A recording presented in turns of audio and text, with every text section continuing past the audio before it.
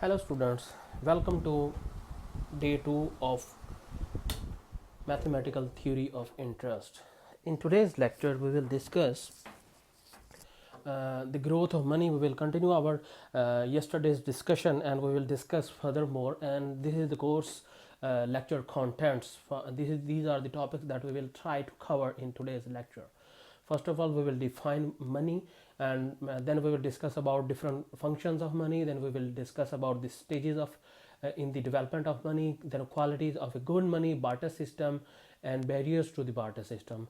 And then we will discuss about the role of money in today's world. And finally, we will discuss how the growth of money is being happened in every economy. So moving first of all, we need to define what is money. Money is basically an exchange. It's a medium of exchange to to uh, to trade something or to get a particular good or services. Generally speaking, we can say that a general accepted medium for exchange of goods and services for measuring the value or for making the payment is called money. Many economists consider the amount of money and growth in the amount of money in an economy is very significant determinant. While is very significant determinant while calculating the interest rate, inflation rates, and the level of economic activity. Now, here are certain functions of money. I will give you a brief introduction about these functions. First of all, money will be considered as a medium of exchange. As we know that whenever we want to buy something or whenever we want to hire the services of any doctor or lawyer or any teacher, we have to pay that particular person against the services or against getting these things. This this is very important function of money. It is used as an exchange of value, as a medium of exchange. Then measure of value, obviously we have to measure everything in monetary terms. Then for future payments, for budgeting process, for economic activities, the money is used. And for the transfer of wealth, store of wealth, determination of net national income, then liquidity of wealth, promote to foreign exchange market and market mechanism, and lastly it's the basis of credit creation. Money is used as a basis for credit creation. So these are very important functions of money. Remember, the first one, medium of exchange, is very important, and specifically the measure of value. In our subject mathematical theory of interest, our focus will be on how we can measure the value of different kinds of projects, and different kinds of business transaction, or we have to measure the value of different kinds of plans, budgeted plans, financial plans. So that is why we need to understand what is the money and how the money can grow in an economy. Here is an explanation. You can just go through these explanations by yourself. I just gave you a brief introduction about these functions. Now moving quickly on the stages of in the evaluation of money. There are basically money has gone through 5 different stages. First of all, the commodity money. The commodity money, basically it was used in the barter system. Remember, a barter system is a system of system of economics or system of business transaction in which the goods are being exchanged for goods. If we want to buy a good, then we can buy and we can pay in terms of goods. We don't have any money. There was no concept of money in that particular system. That is why this exchange of goods is called commodity money. This system was applicable back many thousand years back, but still in some areas or in some particular transactions we need this kind of concept, commodity money. Then we have some metallic money, the money which is available in the form of metals like coins. This money is called metallic money. Then we have paper money. Paper money is actually the currency notes, just a $100 note or $100 or $50 note, currency note. These currency notes are called paper money. Then we have credit money. the money which is only have financial or virtual existence, like credit money. If we take, if we do like if we if we took a loan from the bank, if we took a loan from the bank and make payment of this loan to some other party, and finally basically we don't have it, it doesn't have any physical existence, it has only the credit existence or virtual existence. Then we have electronic money, just like bitcoins. Bitcoins are called electronic money, and there is a very little difference in credit money or electronic money. For example, if we sell the goods on credit, the money which we have not received yet but in future we will receive money in any form is called credit money, while electronic money is basically the money which has purely virtual existence. It doesn't have any physical existence. Now here are the examples or and explanations of these kinds of money. Remember, these are very important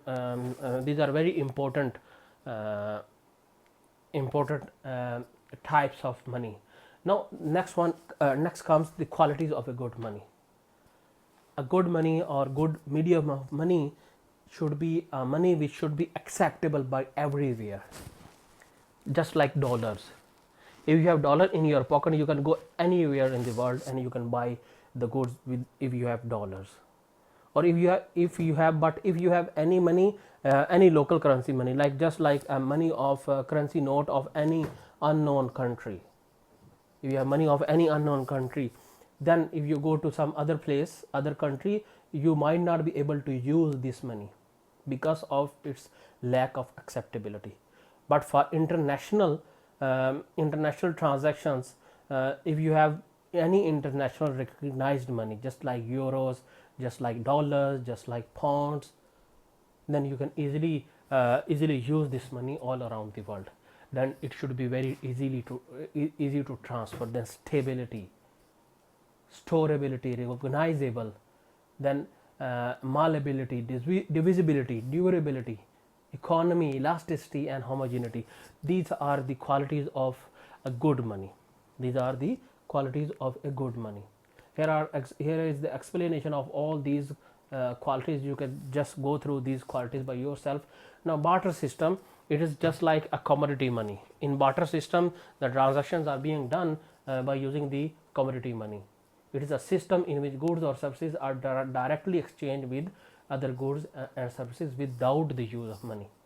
Barter system is very suitable when people have few needs and money system doesn't exist in that particular economy. Here are some barriers of barter system. Obviously, in different areas, the value of a particular good or service is different. For every person, the value of that good or particular good or service is different. We can't make them neutral, or we can't make them standardized all everywhere because of the lack of chances of wants. Every person has its own wants and needs. Maybe if you have a good but other don't want this good, then this barter system, this system will fail. This system will not work. The lack of common measure of value. It is not a standardized money. Lack of subdivision. We can't divide. For example, if you have any animal and if you want to purchase some wheat with the exchange of animal, but the value of wheat is less and the value of animal is high, it means you can't divide this animal to get this wheat. Then lack of storability. You can't store this good for a longer time period. It's very difficult in future payments.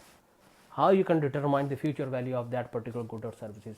Then it is very difficult to transfer the wealth, and difficulty in tax collections, and lack of specialization, difficulty in budgeting process. So it was basically the need of the hour when there was no existence of paper money or metallic money or any form of money. Then people normally use this system to exchange the goods or services. Now the role of money. Role of money basically plays an important role in the important part in the daily life of a person, whether he is consumer, a producer, a businessman, an academician, a politician, or any administrator. Besides, it influences the economy in many number of ways.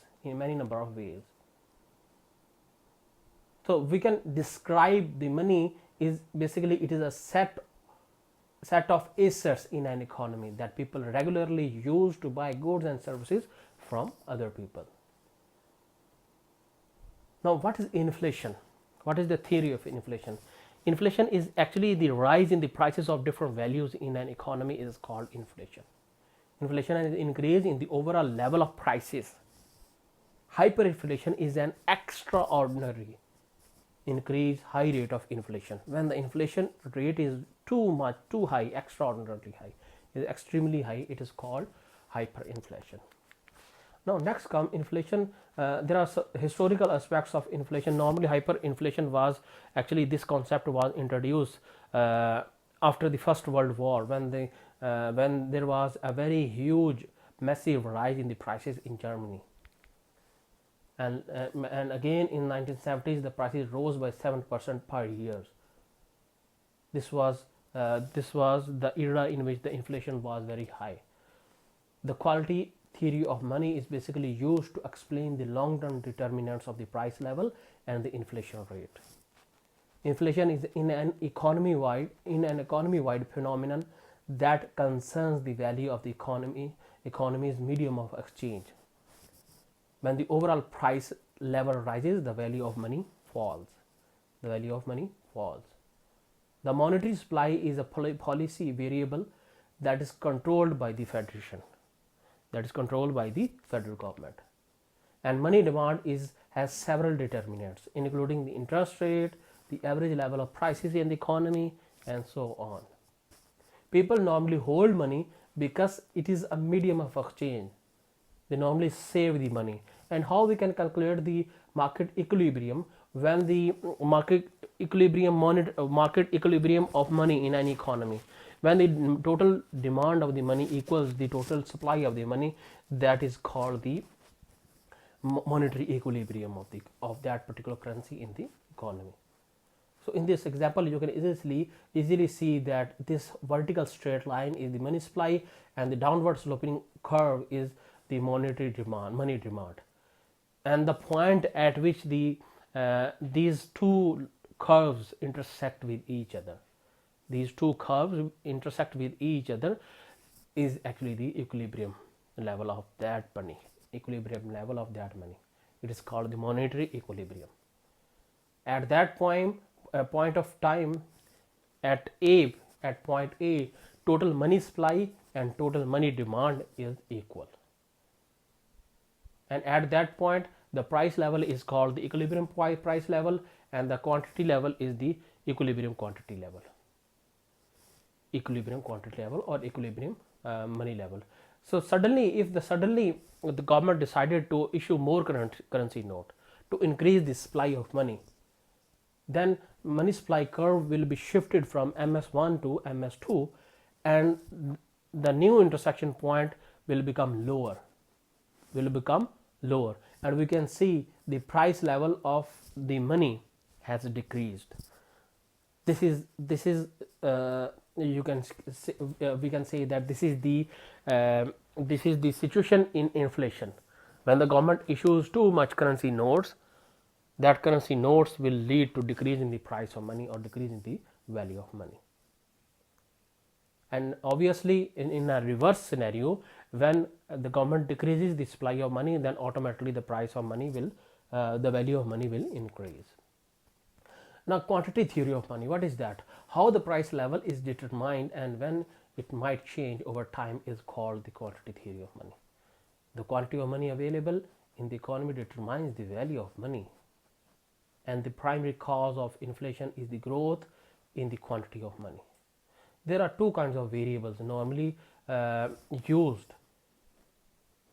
First of all, the nominal variables. These are basically those variables which are measured in monetary units, and the real variables are those variables which are measured in physical units. and about the classical dichotomy of and the monetary neutrality. According to the Hume and others, real economic variables do not change with the change in the money supply, real variables. And according to the classical dichotomy, the different forces influence real and nominal variables. Changes in the monetary supply affect the nominal variables but not the real variables. Nominal variables but not the real variables. Why? Because nominal variables are measured in monetary terms, while real variables they are measured in physical terms. There is an irrelevance of the monetary changes for the real variables, which is referred to as monetary neutrality.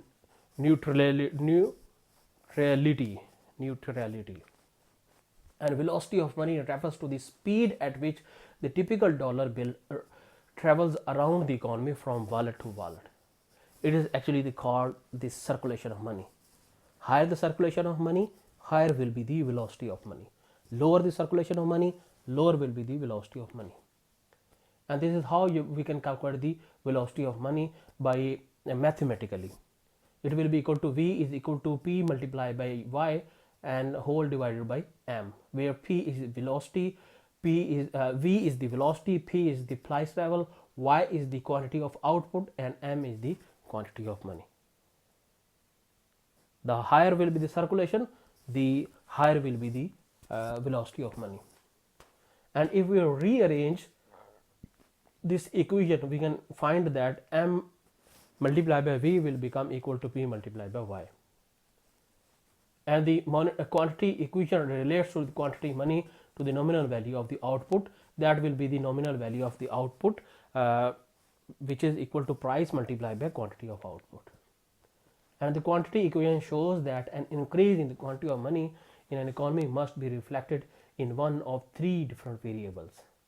The price level must rise, the quantity of the output must rise, and the velocity of money will automatically fall. This is how it will happen practically. If we took the data from 1960s to 2000, we can see that the M2 and nominal GDP, they go side by side until 1990. And after 1990, the nominal GDP will start rising, but the M2 increasing, but at a lower rate as compared to the nominal GDP. Furthermore, the equilibrium price level and inflation rate and the quantity theory of money tells us that the velocity of money is relatively stable over time. And when the federal or Fed funds changes the quantity of money, it causes proportionate changes in the nominal value of output, because the money is neutral and money doesn't affect the output. Now next is the hyperinflation. Is basically when inflation increases by 50% per month.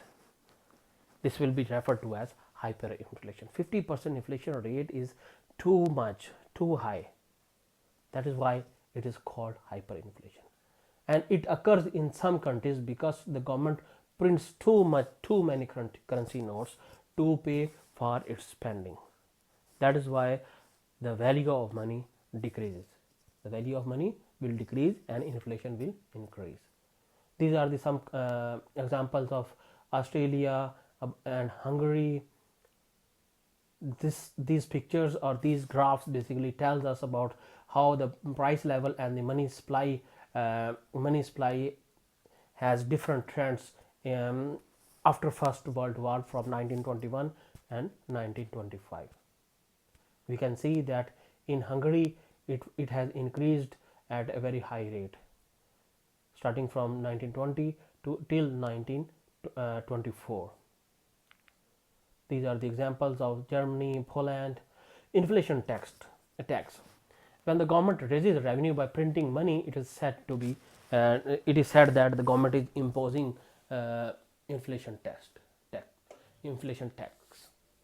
And the Fisher effect refers to a one-to-one adjustment of the nominal interest rate to the inflation rate. This is the graphical explanation of nominal interest rate. We can easily see that it will go side by side with the inflation. It follows the same trend as the inflation, and the inflation doesn't itself reduce people's real purchasing power. What are the other factors? These are the other factors that may lead to the cost of inflation: show leather cost, menu cost, relative price variability, tax distortions, confusion and inconvenience, arbitrary redistribution of wealth. What is the show leather cost? These are the resources wasted when inflation encouraged people to reduce their money holding. Here is some more explanation about the menu cost and about the inflation reduction distortions. And here is the example of two different economies, economy A and economy B. In economy A, we are assuming that the price is stable, and in economy B, we are assuming that the price is not stable, and the inflation rate is about 8%. The confusion, and here are some more examples. This is all about our today's lecture. In today's lecture, we have discussed different types of money, different principles of money, different functions of money, and the qualities of a good money, and we have also discussed about the inflation and hyperinflation. Thank you so much. Bye bye. If you have any question, you can ask me. See you in the next class.